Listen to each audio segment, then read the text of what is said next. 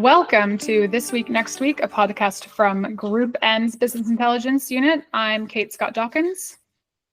I'm Jeff Foster. And I'm Nidhi Shah.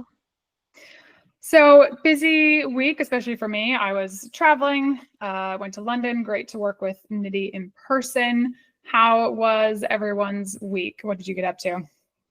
Yeah, it was a good week. Obviously, lots going on in the news and lots going on in the TV world here in the US. We were, building up to a Super Bowl, which I think everyone is really excited for. And there's some great shows coming out on streaming to catch up on. Yeah, one of the things I did in London was actually go to a Netflix event talking about their slate for the coming year. Very excited about Richard Osman's Thursday Murder Club. So that's going to be on my list for 2025. How about you, Nidhi? Yeah, so I had a great time seeing you, Kate, after months. So that was great. And then obviously a lot of data on the European economy this week, as well as I caught up on my favorite show, Traitors, on the BBC last night. So saw the finale. Claudia Winkleman, right? Okay. Yeah. Excellent. Let's get into it. You mentioned economics. Maybe that's where we'll start. We had rate decisions across the pond this week. So Nidhi, what are we getting in Europe? What's the sense of things, the vibe? There's been a lot, actually. I'll start with the ECB cutting their rates yesterday by 0.25 percentage points. I see it as a positive for growth as businesses invest and kind of new businesses can grow, both of which are favorable for advertising. We've heard several companies talk about in their earnings how they're using advertising to grow revenue as well as customers. So I see this as a good sign, a positive sign as we enter 2025. I think just in terms of 2025, and looking at some of the data releases this week, as we currently stand, the Euro unemployment figures were pretty stable, inflation closer to central bank targets. That's what it's been predicted to be, and consumer confidence slightly edging up as well. Some of the GDP growth figures, however, there's been a lot on the press this week about being weak and quoted flat quarter on quarter for the quarter ending December. But I think I take that with a pinch of salt. And particularly if you're looking at quarter three and the kind of Olympics as well, and one-off events like that, if you look at quarter four on a year-on-year picture, that growth for the euro area has been 0.9%, suggesting to me that we're entering 2025 with slightly more stability. There are obviously risks, such as the tariffs and how that potentially plays out. And the direction of interest rates. Christine Lagarde, the European Central President, mentioned about not committing to a particular rate path, provided insights on trade tensions, and if they don't escalate, this could support recovery for the market. So a lot of uncertainty. Yeah, the rates piece too, right? They say they're gonna look at it independently, but of course it's difficult if the US rates stay so much higher. They don't want to see currency, fleeing to the US in terms of investment opportunities. And Jeff, we had a rate hold this week from the US, right? Yeah, we did. So the Federal Reserve kept interest rates unchanged at 4.25% to 4.5%, and there are some inflation concerns here, as always. So the Fed took a very cautious approach. I thought it was interesting that they removed the phrase of making progress on inflation from their statement.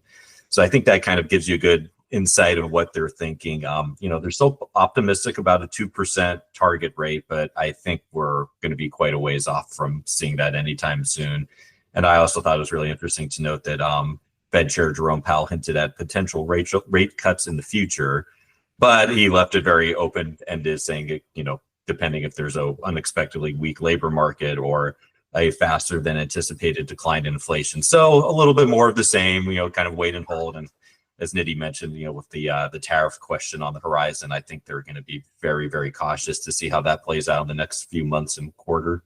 Yeah, and you have the other end of the spectrum, which is Japan talking about continuing to raise rates. So very exciting global economy as usual. Well, that's not all that happened this week. Obviously, we also had earnings from a number of companies and some of the largest ad sellers in that. So Meta reported this week. It was broadly seen as a beat, very strong revenue figures out of Q4. A couple interesting things. I mean, they said, and this isn't a huge change from last time, but I was just thinking about the number itself, right? 3.3 billion people use one of their apps each day.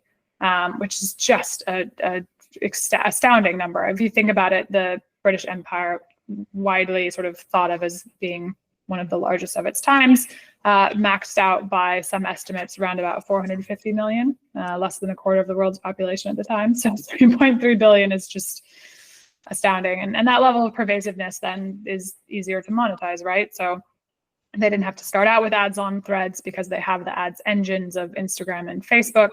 Now they're starting to roll out ads on Threads. Analysts are viewing that positively as we look ahead to AI services and what that monetization path could look like as well. When they look at then adding potentially additional revenue streams in terms of coding assistance or other applications potentially, although Zuckerberg was clear in the sort of call after the call that was not a 2025 kind of revenue item. We're looking at that a little bit further out. He did say that, quote, "I expect this is going to be the year when a highly intelligent and personalized AI assistant reaches more than 1 billion people. And I expect Meta AI to be leading that leading AI assistant." So, lots of attention certainly on AI in the press as well, following the DeepSeek announcements that came out last week. I think overall the message was that Meta plans to stick to their intended investments in AI and headcount. They ended up the year, 10% increase in employees. They said in the fourth quarter, nearly 90% of year-over-year headcount growth was within the R&D function. So they're investing in both the data centers and chips and infrastructure cost, as well as the people that they need to carry out this vision, basically. And they also said that Meta AI now has 700 million monthly actives. So these are big numbers, and I think that's why it's been relatively positive coverage from analysts and others as well. If we go back to just the sort of headline revenue figures, they definitely again exceeded estimates for Q4. But I think some currency headwinds and honestly a lack of political spending are headwinds into 2025. So the Q4 total was 48.4 billion, up 21% on both a reported and a constant currency basis, which is an acceleration again for the end of the year, which is pretty impressive given how big they already are. Within ad revenue, online commerce vertical was the largest contributor to year-over-year growth. I think that what that says is that the fears that overseas advertising and those large, especially Asia-based e-commerce players, that revenue would dry up don't seem to have been realized yet. I think that makes sense given sort of the continued sluggishness of the recovery in China for domestic demand. But that was an interesting call out. They didn't actually mention any political spending on the main earnings call, but in the after call, they referenced the headwind that the lack of election advertising will pose in at least Q1 and 2025 in general. Again, alongside that expectation that a stronger dollar will have a 3-point impact in the current quarter, so Q1. I mean, it's a striking difference in the transparency that we get from TV broadcasters on the impact of political spending. Our this year, next year forecast estimated more than $15 billion in political ad revenue last year, but there are a lot of unknown elements around, especially influencers and other parts of that digital spend. I mean, Jeff, you come from sort of the world of TV, and it was just it's a lot more openly discussed, especially as we talk about the sort of leading local TV networks that have had such a large share of political advertising over the last decade. Yeah, and I think, based on the current political climate here in the States and probably, around the world as well, but especially here in the States, I think, you're going to continue to see the impact on political, especially at the local level. And I think we'll, something to keep an eye on is how much more transparency we get into what those dollar figures look like, because sometimes it can be a little hazy to see what that impact actually is. But I think just because of the heightened interest around that from both the investment community and the population in general, I think we might start seeing a little bit more details on that. Yeah. Yeah, so not much in the call about that, but we'd always love to see more data on that personally. More data is always good for a market intelligence function. What else? There was, again, mostly around revenue growth, a lot of time spent on AI. They were asked at the end about fact checking and the move to community notes. Susan Lee, the CFO, said, "We also haven't seen any noticeable impact from our content policy changes on advertiser spend. So we're continuing to see strong advertiser demand, again, particularly for AI-powered tools that are helping businesses maximize the value of their spend. So our commitment to brand safety is unchanged, and we expect that we will invest in our suite of tools to meet the needs of advertisers." It's interesting. I mean, this is a theme that we have talked about in This Year, Next Year for at least a year now, right? It was this long-term trend of decentralization and what that has meant within the media world, which is that, for the large part, these digital companies don't have necessarily the same requirements that broadcast companies and newspapers have that are regulated and liable for what they put in their content, what they air, what they print. That with Meta's content creation has been decentralized to these millions of creators. And now, editorial moderation has also been decentralized to their individual users rather than a central content team like you would find at a more traditional broadcaster or newspaper. So it's, sort of a crux of the revenue model differences as well, right? And what those costs mean for these different types of advertisers. So we'll see what that looks like going forward. I do think it's interesting if we go back earlier this month to the TikTok case in the Supreme Court, and one of the arguments that the TikTok lawyer made around the algorithm itself having basically free speech rights and being a sort of editorial voice, that may actually end up causing some problems for the likes of a Meta or YouTube or some of these other platforms, where that might call into question some of that immunity from Section 230. So I don't think we've seen that work its way through the courts and some of the open cases yet, but I'm very interested to see if that level of argument comes back around and we see that again. Let's move on to Comcast, one of the other large top 25 sellers of advertising. They also reported this week. Yeah, so it was a little bit of a mixed quarter for Comcast. They beat on overall revenue expectations at coming in at $31.92 billion versus $31.64 of the consensus. So just sneak by. I think a lot of the headlines came from the pain point of their broadband issues, that they lost 139,000 subscribers versus 91,000 that were predicted. And the competition from wireless providers is a larger concern that someone had initially anticipated. And Comcast also mentioned that they're going to be prioritizing mobile and bundling it with broadband. So that was a big focus on that side of the business. However, when you look at more the entertainment and media side of the business, there were a lot of bright spots there. Theme park revenue was relatively flat at $2.37 billion. And cord cutting was at about 311,000 subscribers for their cable TV networks, which again highlights the ongoing shift to streaming. But looking at some of the more positive and bright spots on there, you saw that the media divisions had a 3.5% revenue increase and a 175% profit surge, driven in part by Peacock and distribution revenue across international networks as well. It was interesting to note domestic advertising was essentially flat at $2.6 billion, with linear losses offsetting gains from Peacock. So, more of a trend that we're seeing more and more frequently. But again, they had wild successes on the studio side, having Wicked, Wild Robot, Kung Fu Panda, and Despicable Me definitely helped in the quarter. So I think that was really positive to look at, and they have a very strong 2025 slate coming out on the feature side.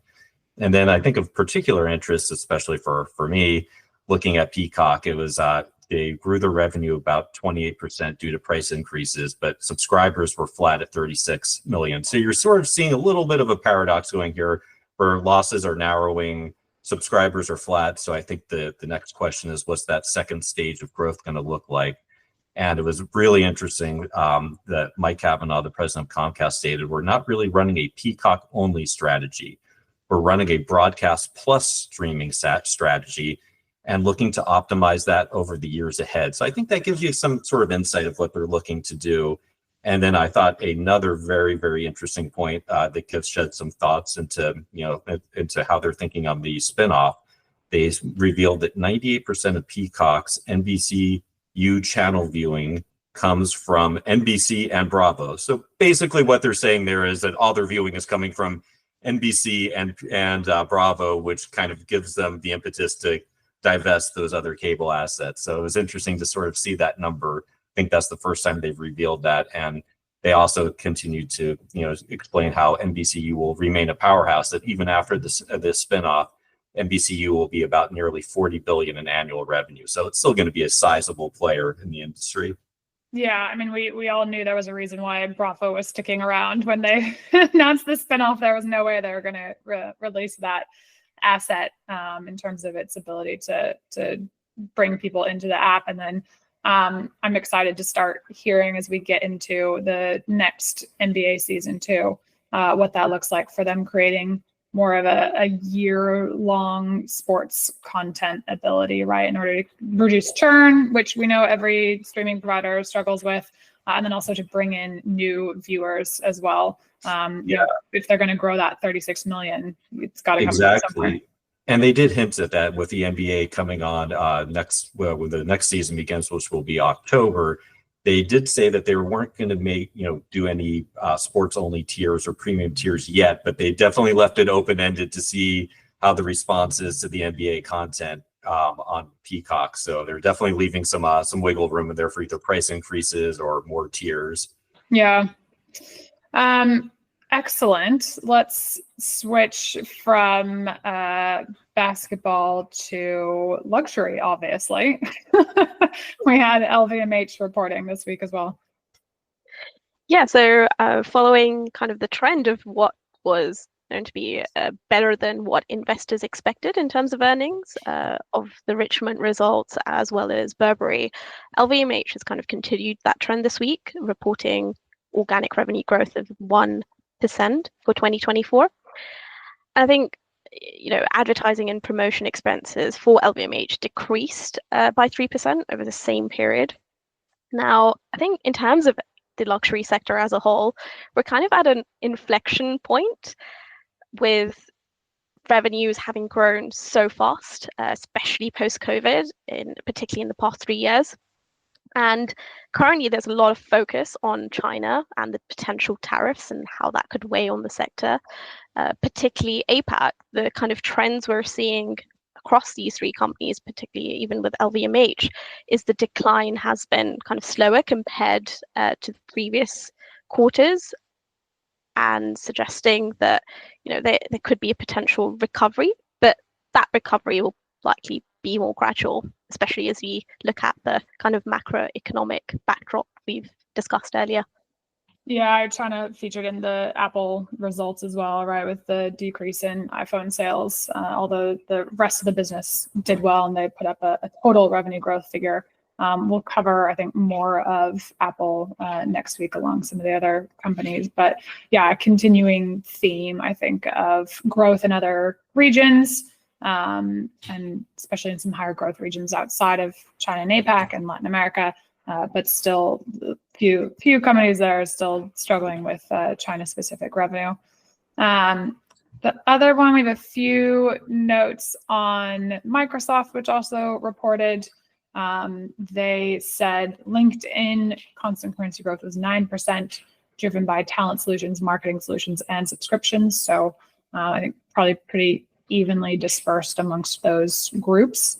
Search and news advertising ex traffic acquisition costs increased 20%, another acceleration quarter on quarter.